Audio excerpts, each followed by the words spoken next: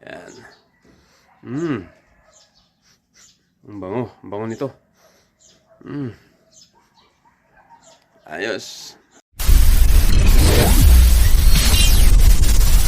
Good morning mga idol. For today's video, magluluto tayo ng pinikpikan with ito yung susot ng pato natin. Ayun.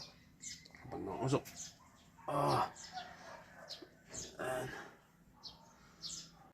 Ito yung kiniing na susot ng pato. Kung mo anong tawag nyo dito, yung intestines ng pato mga idol. Ihahalo natin sa pinikpikan. Yan. Ang bango. Ang bango nito.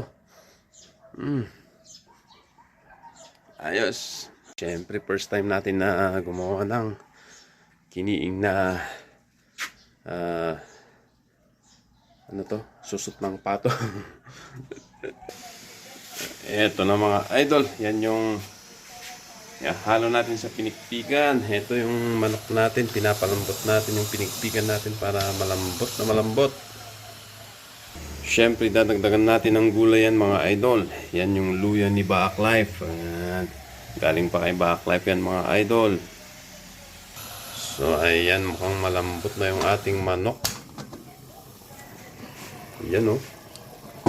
Oh, yun yung bikal natin mga idol. Yan. Siyempre, huhugasan natin itong kiniing na batik kulang ng pato para malinis. Maalis yung usok. So, diba? Ayan, at dahil kumukulo na siya, ay ihahalo na natin yung kiniing na batik kulang ng pato. Yun oh. Siyempre, luya mga idol. Yan yung luya ni Padli Baak yan. Ayan mga idol, hindi na ako naglalagay ng sibuyas bawang pag ganyan. Pinikpikan na may kasamang kiniing kasi masarap na yung sabaw na yan mga idol. Hindi na kailangan yon. Siyempre yung sayote mga idol, yun oh.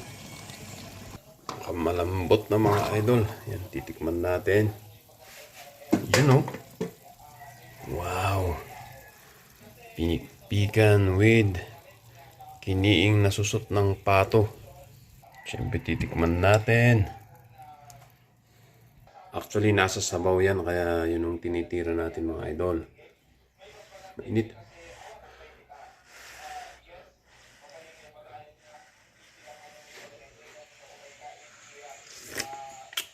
Oh, mainit. Ayos na ayos yung sabaw. Champion mga idol.